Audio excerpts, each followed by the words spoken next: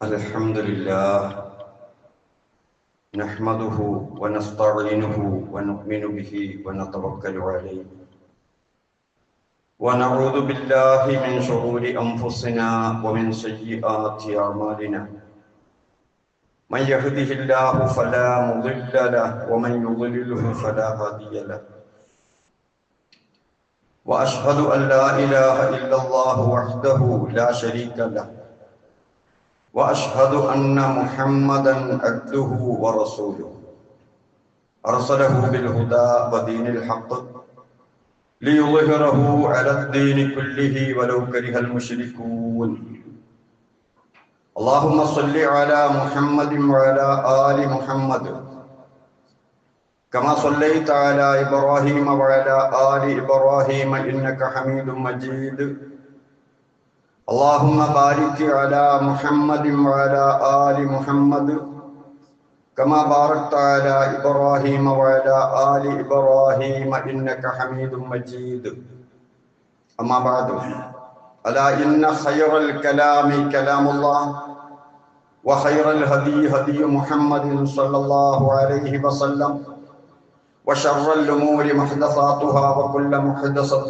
بدعة وكل بدعة ضلالة أعوذ بالله من الشيطان الرجيم بسم الله الرحمن الرحيم يا أيها الذين آمنوا اتقوا الله حق تقاته ولا تموتن إلا وأنتم مسلمون اتقوا الله عباد الله സഹോദരങ്ങളെ സഹോദരിമാരെ അല്ലാഹുവിന്റെ വിധിവിലക്കുകൾ മനസ്സിലാക്കി പരമാവധി ജീവിതത്തിൽ പകർത്തണേ എന്ന് ഓർമ്മപ്പെടുത്തുന്നു, വസിയത്ത് ചെയ്യുന്നു. അള്ളാഹു അതിനെ നമ്മെ അനുഗ്രഹിക്കുമാറാകട്ടെ. ഇസ്ലാമിലെ വളരെ പ്രധാനപ്പെട്ട നെടും തൂണാണ്, 5 തൂണുകളിൽ ഒന്നാണ്, മൂന്നാമത്തതാണ് സക്കാത്ത്. വിശുദ്ധ ഖുർആനിൽ നിരവധി ആയത്തുകളിൽ സക്കാത്ത് പരാമർശിക്കപ്പെട്ടിട്ടുണ്ട്. ഒരുപാട് സ്ഥലങ്ങളിൽ നമസ്കാരത്തോട് ചേർത്താണ് അള്ളാഹു സക്കാത്തിന്റെ കാര്യം പറഞ്ഞത്. അർക്കാനുൽ ഇസ്ലാം എന്ന് പറഞ്ഞാൽ ആ പറയുന്ന കാര്യങ്ങൾ ഇല്ലെങ്കിൽ ആള് മുസ്ലിം അല്ല എന്നാണ് ആ പറഞ്ഞത്. അപ്പൊ സക്കാത്ത് കൊടുക്കാത്തോൻ മുസ്ലിം അല്ല, നിസ്കരിക്കാത്തോ മുസ്ലിം അല്ല. കാരണം ഇസ്ലാം നിലനിൽക്കണമെങ്കിൽ ഈ 5 തൂണും അനിവാര്യമാണ്. അഥവാ സക്കാത്ത് കൊടുക്കേണ്ട ധനം കയ്യിലുണ്ടായിരുന്നിട്ട് കൊടുക്കാതിരുന്നാൽ അത് ഇസ്ലാമിനെ ബാധിക്കുന്ന വിഷയമാണ്. നിർബന്ധ കൽപ്പന എന്ന നിലക്ക് ഖുർആനിൽ അല്ലാഹു പറയുന്നു, അഖീമുസ്സലാ, നിങ്ങൾ നമസ്കാരം നിലനിർത്തുക, വആതു സക്കാത്ത്, സക്കാത്ത് കൊടുക്കുക. അല്ലാഹുവിന്റെ കൽപ്പനയാണ്. ഇതുകൊണ്ട് ഇസ്ലാം പൂർത്തിയാവുകയുള്ളൂ, അതുകൊണ്ട് ഈമാൻ പൂർത്തിയാവുകയുള്ളൂ. നമസ്കരിക്കുന്നത് അള്ളാഹുവിന്റെ അവകാശം. അള്ളാഹു നമുക്ക് തടി തന്നു. ആ തടിയുടെ ഇബാദത്തിൽ ഏറ്റവും പ്രധാനപ്പെട്ടതും നിർബന്ധമായതുമാണ് നമസ്കാരം. അത് അള്ളാഹ്ക്ക് കൊടുക്കേണ്ടതാണ്, ഹക്കാണ്. അതുപോലെ നമുക്ക് അള്ളാഹു ധനം തന്നെങ്കിൽ ആ ധനത്തിൽ ജനങ്ങൾക്കുള്ള അവകാശമാണ് സക്കാത്ത്. ജനങ്ങൾക്കുള്ള അവകാശം കൊടുക്കാതെ അള്ളാഹു ഒരു മനുഷ്യനെയും സ്വീകരിക്കുകയില്ല. അതുകൊണ്ട് തന്നെ നമസ്കാരം, ഇഖാമത്ത് പള്ളിയിൽ വെച്ച്, അതുപോലെ സക്കാത്തും അവിടെ വെച്ച് തന്നെ. അബൂബക്കർ സിദ്ദീഖ് റളിയല്ലാഹു അൻഹുവിന്റെ യുദ്ധപ്രഖ്യാപനം നമ്മൾ എമ്പാടും കേട്ടതാണ്. വല്ലാഹി ലഉഖാതിലന്ന മൻ ഫറഖ ബൈന സ്വലാത്തി വസ്സക്കാത്ത്, നമസ്കാരവും സക്കാത്തും രണ്ടാക്കിയവർക്കെതിരെയാണ് ഞാൻ പോരാടുക, യുദ്ധം ചെയ്യുക. നിസ്കാരത്തിന് ഇമാമായിട്ട് എന്നെ പറ്റും, സക്കാത്തിന് ഇമാമാകാൻ പറ്റൂല എന്ന ആ വിവേചനമുണ്ടല്ലോ, അത് സമ്മതിക്കുകയില്ല എന്ന രൂപത്തിൽ അബൂബക്കർ സിദ്ദീഖ് റളിയല്ലാഹു അൻഹു പറയുകയും ഫഇന്ന സക്കാത്ത ഹഖുൽ മാൽ, സക്കാത്ത് ധനത്തിന്റെ അവകാശമാണ് എന്ന് പ്രഖ്യാപിക്കുകയും ചെയ്തു. അതുകൊണ്ട് സക്കാത്തിന്റെ കാര്യം ഊന്നിപ്പറയേണ്ടതുണ്ട്, നമ്മൾ കൂടുതൽ ആലോചിക്കേണ്ടതുണ്ട്. കാരണം സക്കാത്ത് കൊടുത്തു കഴിഞ്ഞാൽ അള്ളാഹു പറയുന്നത് ഖുദ് മിൻ അംവാലിഹിം സദഖ, അവരുടെ ധനത്തിൽ നിന്നും നീ സദക്ക വാങ്ങുക. സദക്ക അവിടുത്തെ സദക്ക സക്കാത്താണ്. തുതഹിറുഹും വതുസക്കീഹിം, അതവരെ ശുദ്ധീകരിക്കുന്നു, അവർക്ക് സംസ്കരണം നൽകുന്നു, അവരെ വളർത്തുന്നു. എന്ന് പറഞ്ഞാൽ ധനം ശുദ്ധീകരിക്കാൻ സക്കാത്ത് കൊടുക്കണം, കൊടുക്കുന്നവന്റെ മനസ്സ് ശുദ്ധീകരിക്കാൻ സക്കാത്ത് കൊടുക്കണം, കിട്ടുന്നവന്റെ മനസ്സ് ശുദ്ധീകരിക്കാൻ സക്കാത്ത് കൊടുക്കണം. സക്കാത്ത് നടന്നെങ്കിൽ മാത്രമേ ശുദ്ധീകരണം നടക്കുകയുള്ളൂ. പാവപ്പെട്ടവർക്ക് പണക്കാരോട് വെറുപ്പും വിദ്വേഷമൊന്നും ഉണ്ടാവൂല, അവരുടെ മനസ്സിലുള്ള എല്ലാ പകയും പോയി. അതുപോലെ ഇടുങ്ങിയ മനസ്സ് അത് വൃത്തിയായി വരും, വിശാല മനസ്സായി വരും. ആ സമ്പത്ത് മലിനമല്ലാതായിത്തീരും. ഇത് ഇസ്ലാം മതത്തിൽ മാത്രമുള്ളതല്ല, ഇതര മതങ്ങളിലുണ്ട്. ജൂതമതത്തിലുണ്ട്, ക്രിസ്തു മതത്തിലുണ്ട്. ഈസാ നബി അലൈഹിസ്സലാത്തു വസ്സലാം തന്നെ പ്രഖ്യാപിച്ചല്ലോ, വഔസാനി ബിസ്സലാത്തി വസ്സകാത്തി മാ ദുംതു ഹയ്യ, ഞാൻ ജീവിച്ചിരിക്കുന്ന കാലത്തോളം എന്നോട് സക്കാത്ത് കൊടുക്കാനും നമസ്കരിക്കാനും ആജ്ഞാപിക്കപ്പെട്ടിട്ടുണ്ട് എന്ന് തൊട്ടിലിൽ വെച്ച് സംസാരിച്ചതിൽ പറഞ്ഞതായി നമുക്ക് കാണാൻ കഴിയും. പക്ഷേ ജൂതന്മാരും ക്രിസ്ത്യാനികളും മറ്റെല്ലാ വിഷയങ്ങളിൽ എന്ന പോലെ ഭേദഗതി ഉണ്ടാക്കി പല പരിവർത്തനങ്ങൾക്കും വിധേയമാക്കി സക്കാത്തിനെ, അള്ളാഹുവിന്റെ നിർദ്ദേശത്തെ പല രൂപത്തിലും. അതുപോലെ തന്നെ മുസ്ലിം സമുദായത്തിലുള്ള സക്കാത്ത് ഒരു നാമമാത്രമാക്കിയെടുക്കാനുള്ള തീവ്രമായ പരിശ്രമം പൗരോഹിത്യത്തിന്റെ ഭാഗത്ത് നിന്ന് നടന്നുകൊണ്ടിരിക്കുകയാണ്. ക്രിസ്തു മതത്തിൽ അതിന് ദശാംശം എന്നാണ് അവർ പറയാറുള്ളത്. വരുമാനത്തിന്റെ 10% കൊടുക്കേണ്ടത് എന്ന് ഇഞ്ചീലിലെ നിയമം. അതുകൊണ്ട് അവര് ദശാംശം എന്ന് പറഞ്ഞു. ദശാംശം എന്ന് പറഞ്ഞ വാക്കന്നെ 1/10 എന്നാണല്ലോ. ജൂതന്മാര് അതിന് പറയാറുള്ളത് സ്വദാഖ എന്നാണ്. സ്വദാഖ എന്ന് പറഞ്ഞാൽ ഹിബ്രു ഭാഷയാണ്. ആ ഭാഷയിൽ സത്യസന്ധത എന്ന അർത്ഥമുണ്ട്. സദാഖത്ത് ഒരു മനുഷ്യൻ വിശ്വാസിയാണോ അല്ലേ എന്ന് തിരിച്ചറിയുന്നതിന്റെ മാനദണ്ഡമാണ് ആ പേര് സൂചിപ്പിക്കുന്നത്. അങ്ങനെ നീതി എന്ന അർത്ഥമുണ്ട്. ഒരിക്കലും ഔദാര്യമല്ല, നീതി നടപ്പാക്കലാണ് എന്നും ഈ സദാഖ എന്ന പദം സൂചിപ്പിക്കുന്നു എന്ന് വരെ തൗറാത്തിന്റെ വ്യാഖ്യാന പുസ്തകങ്ങളിൽ നമുക്ക് കാണാൻ കഴിയും. ഏതായാലും എല്ലാ മതങ്ങളിലുമുള്ള കാര്യമാണ്. വിശുദ്ധ ഖുർആൻ ഊന്നി പറഞ്ഞതാണ്. ഈമാൻ നിലനിൽക്കണമെങ്കിൽ അതാവശ്യവുമാണ്. പുരോഹിതവർഗം എപ്പോഴും കടന്നു പിടിക്കാറുള്ളത് ഇതിനെ എങ്ങനെയെങ്കിലും ഒന്ന് കുഴിച്ചു മൂടണം. നോമ്പടുപ്പിച്ച് തന്നെ പറഞ്ഞു ആഭരണത്തിന് സക്കാത്ത് വേണ്ട. അല്ലാഹുവിന്റെ റസൂല് പറഞ്ഞോ ആഭരണത്തിന് വേണ്ട എന്ന്? അതിന് കാരണം പറഞ്ഞതാണ് തമാശയായി തോന്നിയത്. ആഭരണം ഹലാലല്ലേ, ഹലാലിന് എന്തിനാ സക്കാത്ത് കൊടുക്കുന്നത്? അപ്പൊ കച്ചവടത്തിന് സക്കാത്ത് കൊടുക്കണം എന്ന് പറഞ്ഞത് കച്ചവടം ഹറാമായതുകൊണ്ടാണ്. കച്ചവടം ഹലാലല്ലേ, ഹലാലായ സമ്പത്തിനല്ലേ സക്കാത്ത് കൊടുക്കേണ്ടത്. ഏത് സമ്പത്തും ഹലാലായ സമ്പത്ത്, അതിനല്ലേ സക്കാത്ത് കൊടുക്കേണ്ടത്. അപ്പൊ എല്ലാറ്റിനും സക്കാത്ത് കൊടുക്കണം. സ്വർണത്തിന് കുറച്ച് വിലയൊക്കെ കൂടിയപ്പോ പിന്നെ കൊടുക്കണ്ട എന്നുള്ള ഫത്വയും കൂടി കിട്ടിയാൽ ഉഷാറായല്ലോ. ആ രൂപത്തിൽ ഏതെങ്കിലും വിധത്തിൽ ഇതില്ലായ്മ ചെയ്യാനുള്ള പരിപാടിയാണ്. നമ്മൾ ആലോചിക്കണം. അല്ലാഹു പറയാ യംഹഖുല്ലാഹു റിബ വയുർബി സ്വദഖാത്ത്, അല്ലാഹു തആല പലിശയെ മായ്ച്ചു കളയും, ഇല്ലാതാക്കി കളയും.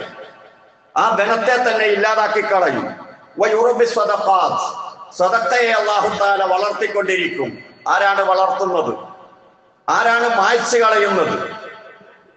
യംഹഖു എന്ന് പറഞ്ഞതിന്റെ കർത്താവാര്, യുർബി എന്ന ഫിഅലിന്റെ കർത്താവാര് അല്ലാഹു. അല്ലാഹു വളർത്തും സദഖയെ, അല്ലാഹു മായ്ച്ചു കളയും പലിശയെ. അല്ലാഹ്ക്കറിയാം അതെങ്ങനെയാണ് മായ്ച്ചു കളയേണ്ടത്, എങ്ങനെയാണ് വളർത്തേണ്ടതെന്ന്. വല്ലാഹു ലാ യുഹിബ്ബു കുല്ല കഫാരിൻ നസീൻ, സത്യനിഷേധികളെ അല്ലാഹ് ഇഷ്ടപ്പെടുന്നില്ല, കുറ്റവാളികളെ അല്ലാഹ് ഇഷ്ടപ്പെടുന്നില്ല എന്ന് പറഞ്ഞുകൊണ്ടാണ് ആയത്ത് അവസാനിപ്പിച്ചത്. അല്ലാഹു ഒരു സത്യം പറഞ്ഞാൽ വിശ്വസിച്ച് നടപ്പാക്കേണ്ട ഒരു കാര്യം പറഞ്ഞാൽ അത് തള്ളിക്കളയുന്നവനാണ് കഫാർ, നന്ദിയില്ലാത്തവൻ. ആ സക്കാത്ത് കൊടുക്കാത്തവനെ പറ്റി അള്ളാഹ് പറഞ്ഞത് അസീം, കുറ്റവാളി. ഏതെങ്കിലും ഒരു നിമിഷത്തിൽ ചെയ്യുന്ന കുറ്റമല്ല, ജീവിതകാലം മുഴുക്കെ സ്ഥിരമായി ചെയ്തുകൊണ്ടിരിക്കുന്ന ഒരു ജീവിത ശൈലിയായി ചെയ്തുകൊണ്ടിരിക്കുന്ന കുറ്റകൃത്യമാണ് സക്കാത്ത് കൊടുക്കാതിരിക്കുക എന്നത്. അതുകൊണ്ട് കൊടുക്കാത്തവരെ അള്ളാഹ് വിളിച്ചത് കഫാറുൻ അസീമുമാണ്. അവൻ സത്യനിഷേധിയാണ്, നന്ദിയില്ലാത്തവനാണ്, അതുപോലെ സ്ഥിരം കുറ്റവാളിയുമാണ്. അതുകൊണ്ട് നല്ലോണം ആലോചിക്കണം. നമുക്കറിയാം, ഹജ്ജിന്റെ വേളയിൽ അല്ലാഹു തആല പറയുന്നുണ്ട്, നിങ്ങൾ വേട്ടയാടരുത്. അറബികൾ വേട്ട വളരെ ഇഷ്ടപ്പെടുന്ന ആളുകളാണ്. അവരെവിടെ പോകുമ്പോഴും അമ്പും വില്ലൊക്കെ ഉണ്ടാവും കയ്യിൽ വേട്ടയാടാൻ. എന്നിട്ട് അല്ലാഹു ഖുർആനിൽ പറയുന്നുണ്ട്, നിങ്ങൾ ഹജ്ജിന് ഇഹ്റാം കെട്ടിക്കഴിഞ്ഞാൽ നിങ്ങളുടെ കൈ കൊണ്ടും നിങ്ങളുടെ കുന്തമുന കൊണ്ടും എത്തിപ്പിടിക്കാൻ പറ്റുന്ന വിധത്തിൽ വേട്ടമൃഗത്തെ ഞാൻ അടുത്ത് കൊണ്ടുവരും. നിങ്ങളുടെ ഈമാൻ പരിശോധിക്കാനാണ്. ഇഹ്റാം കെട്ടിക്കഴിഞ്ഞാൽ പാടില്ല എന്ന വിധി നിങ്ങൾ അംഗീകരിക്കുന്നുണ്ടോ എന്ന് പരിശോധിക്കാനാണ്. വിശുദ്ധ ഖുർആനിൽ പറയുന്നുണ്ട്. എന്നാൽ അതുപോലെ തന്നെ നമ്മുടെ കയ്യിൽ അല്ലാഹു തആല എന്തിന് സമ്പത്ത് തന്നു? വെറുതെയല്ല, ആ സമ്പത്ത് പരമായി നിർബന്ധമായ സംഗതി ചെയ്യുന്നുണ്ടോ ഇല്ലേ എന്ന പരിശോധനക്ക് തന്നതാണ്. സക്കാത്ത് കൊടുക്കുന്നുണ്ടോ എന്ന് നോക്കാനാണ് നമ്മുടെ കയ്യിൽ അല്ലാഹു സമ്പത്ത് തന്നത്. ഇത് നമ്മൾ ഇട്ടേച്ച് പോകും. പോയി കഴിഞ്ഞാൽ അള്ളാഹു ചോദിക്കും. അങ്ങനെ ചോദിക്കപ്പെടുന്ന സമയത്ത് ഒരു കാരണവശാലും തിരിച്ചു പോയി അതെടുത്തതിന്റെ സക്കാത്ത് കൊടുക്കാൻ നമുക്ക് കഴിയില്ല. ദുനിയാവൊന്ന് പോയാ പോയത് തന്നെയാണ്. അതുകൊണ്ട് ഈ ഒരു വിഷയത്തില് ആരും ഒരു മടിയും കാണിക്കേണ്ടതില്ല. കണക്കനുസരിച്ച് സക്കാത്തങ്ങ് കൊടുക്കണം. പ്രത്യക്ഷത്തിൽ ഈ പറഞ്ഞതൊരു വിരോധാഭാസമാണ്. എന്ത്? പലിശയെ അല്ലാഹു മായ്ച്ചു കളയും, സദക്കയെ അല്ലാഹു വളർത്തും. 10-12 ആകുന്നതാണ് പലിശ. 10-8 പോകുന്നതാണല്ലോ, കുറഞ്ഞു പോകുന്നതാണല്ലോ സക്കാത്ത്. എന്നിട്ട് അല്ലാഹു പറയുന്നത് നേരെ മറിച്ചാണ്. ഇതൊരു കേവലം താക്കീതല്ല, മറിച്ച് ഇത് ലോകത്തിന്റെ ഒരു യാഥാർത്ഥ്യമാണ്. ഇതൊരു പ്രാപഞ്ചിക നിയമമാണ്. അങ്ങനെയേ ഉണ്ടാകൂ. ഒരു സാമ്പത്തിക സത്യമാണ് അല്ലാഹു തആല ഈ പറയുന്നത്. പലിശ നാശമാണ്, പലിശ നശീകരണമാണ്. സക്കാത്ത് അഭിവൃദ്ധിയാണ്, സക്കാത്ത് വളർച്ചയാണ്. അതുകൊണ്ട് വളർച്ചയെ ഉണ്ടാകും. നമ്മുടെ ചെലവിനങ്ങൾ പരിശോധിച്ചാൽ മതി. ചെലവ് 2 രീതിയിലുണ്ട്. ഒന്ന്, ചെലവാക്കുന്ന സമയത്ത് നമുക്ക് ആനന്ദം കിട്ടുന്ന ചെലവുകളുണ്ട്. വേറെ ചില ചെലവുകളുണ്ട്, ചെലവാക്കിക്കൊണ്ടിരിക്കാൻ നിർബന്ധമാണ്, പക്ഷേ ആനന്ദമൊന്നുമില്ല, അനിവാര്യമായതുകൊണ്ട് ചെലവാക്കുകയാണ്. രോഗത്തിന്റെ ചെലവാകട്ടെ, അതുപോലുള്ള പ്രതിസന്ധികൾ, പെട്ടെന്ന് വരുന്ന അപ്രതീക്ഷിതമായി വരുന്ന സംഗതികൾക്ക് വേണ്ടി നമ്മൾ ചെലവാക്കേണ്ടി വരുന്ന അവസ്ഥയാകട്ടെ, ഇതൊന്നും ഇഷ്ടപ്പെട്ടിട്ട് ചെലവാക്കുന്നതല്ല. ഇതൊക്കെ നിയന്ത്രിക്കുന്നത് അള്ളയാണ്. ആ അള്ളാഹുവാണ് പറയുന്നത്, സദക്കയെ അള്ളാഹു വളർത്തും, പലിശയെ അല്ലാഹു തആല മായ്ച്ചു കളയുന്നതാണ്.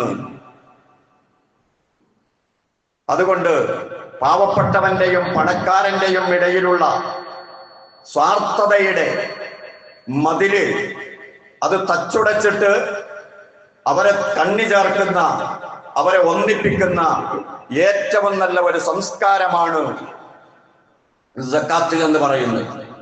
അവിടെ അശാന്തിയില്ല, അകൽച്ചയില്ല, വെറുപ്പില്ല, വിദ്വേഷമില്ല, സ്നേഹമാണ്, മമതയാണ്, ദയയാണ്, ദയാനുകമ്പയാണ്.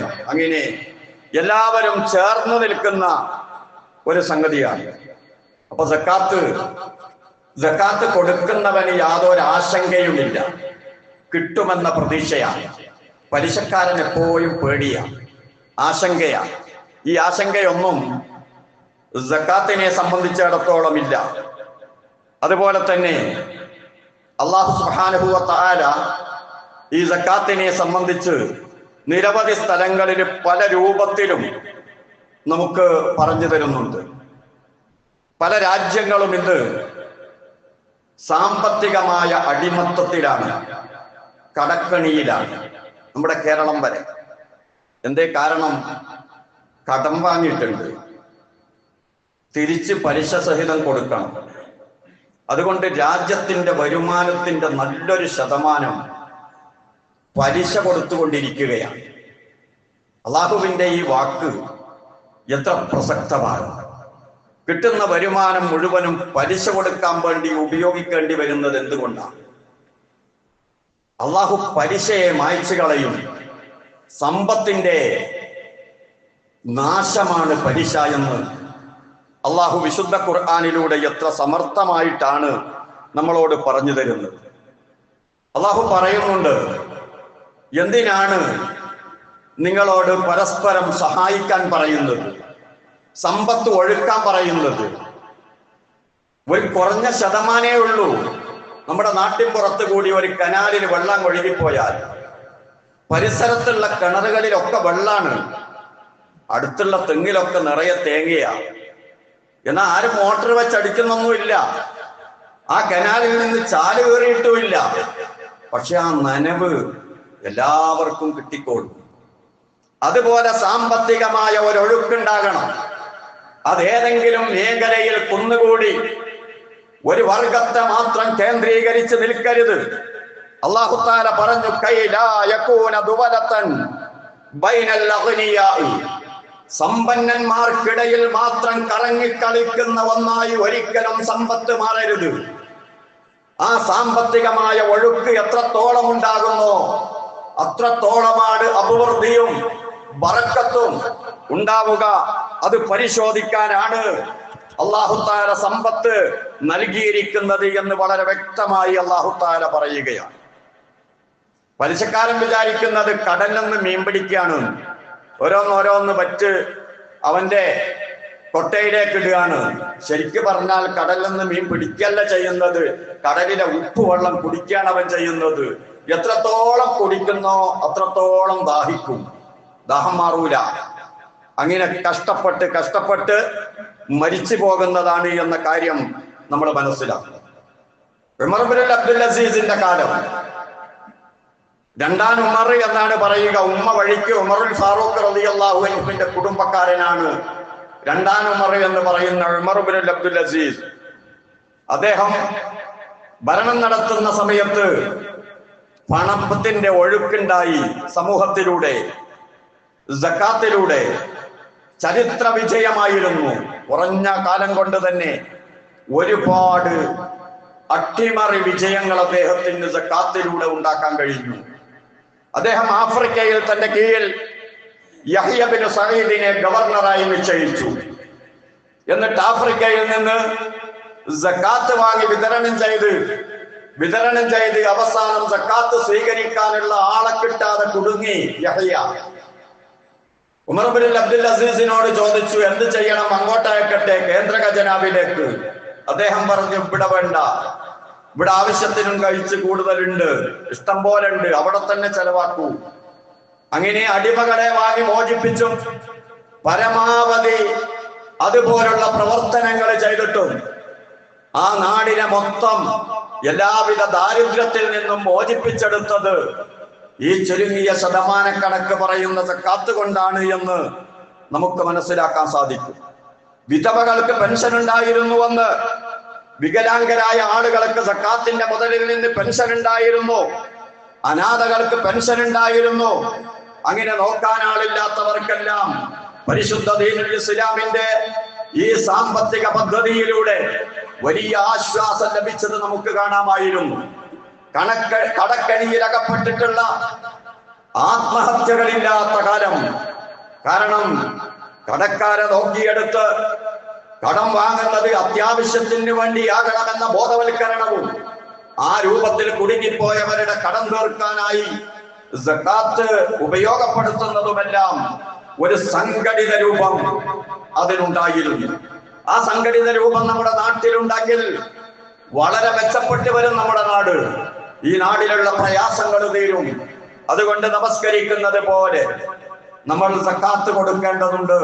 അല്ലാഹു തആല ആ രൂപത്തിൽ ഇസ്ലാമിന്റെ നെടുംതൂണ് കൂടി ഏറ്റെടുക്കാനുള്ള തൗഫീഖ് നമുക്ക് നൽകുമാറാകട്ടെ.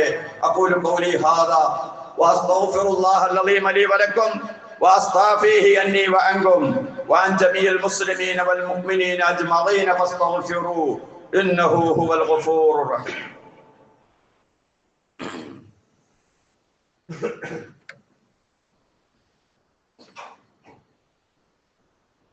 الحمد لله والصلاة والسلام على رسول الله وعلى آله الفائزين برضا الله ഊസീകും ഇബാദല്ലാഹി വഇയ്യായ ബിത്തഖ്വ.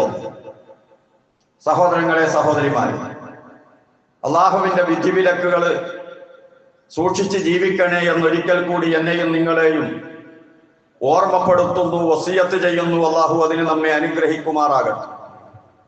ഒരു നികുതിയുടെ ലെവലിലല്ല സക്കാത്ത്. നികുതിയാകുമ്പോ ഉള്ള സ്വത്ത് വെളിച്ചത്താക്കാതെ കുറച്ച് കാണിച്ച് അപ്പോഴാണ് കള്ളപ്പണം വരുന്നത്, വെള്ളപ്പണം കുറയുന്നത്. ഇത് ഇബാദത്താണ്. ഇതിന്റെ കണക്ക് വെക്കുന്നത് അള്ളയാണ്. അതുകൊണ്ട് തന്നെ ഒരു നികുതിയുടെ ലെവലിലല്ല ഇത്. തന്റെ കയ്യിലുള്ളതിന്റെ കണക്കറിയാവുന്ന ഉടമസ്ഥൻ കൃത്യമായി കണക്ക് നോക്കി കൊടുക്കുക തന്നെ ചെയ്യും. അപ്പോ ആ രൂപത്തിലുള്ള ഉപകാരം കൂടി ഈ സംവിധാനത്തിലുണ്ട് എന്ന് പണ്ഡിതന്മാർ നമ്മോട് പറയുന്നത് കാണാൻ കഴിയും. അതുപോലെ തന്നെ ചെറിയ കുട്ടികൾ, അവർക്ക് നമസ്കാരം നിർബന്ധമില്ല. 2-3 വയസ്സായ കുട്ടികളാണ്. ഒരു നിസ്കരിക്കണോ? വേണ്ട. നോമ്പ് വെൽക്കണോ? അതും വേണ്ട. ഹജ്ജ് നിർബന്ധമുണ്ടോ? ഇല്ല. സക്കാത്തോ? നിർബന്ധമാണ്. സക്കാത്ത് നിർബന്ധമാണ്. ആ കുട്ടിക്ക് അനന്തരാവകാശത്തിലൂടെയോ മറ്റോ സ്വത്തുണ്ടെങ്കിൽ അതിന്റെ സക്കാത്ത് കൊടുക്കണം. ആള് ഭ്രാന്തന, മാനസിക രോഗിയ. നിസ്കാരം നിർബന്ധമുണ്ടോ? ഇല്ല. നോമ്പ് വെൽക്കണോ? വേണ്ട. ഹജ്ജ് ചെയ്യണോ? വേണ്ട. സക്കാത്ത് കൊടുക്കണോ? കൊടുക്കണോ. അവന്റെ സ്വത്ത് കൈകാര്യം ചെയ്യുന്ന ആൾ ആ സ്വത്തിന്റെ സക്കാത്ത് കൊടുത്തിരിക്കണം.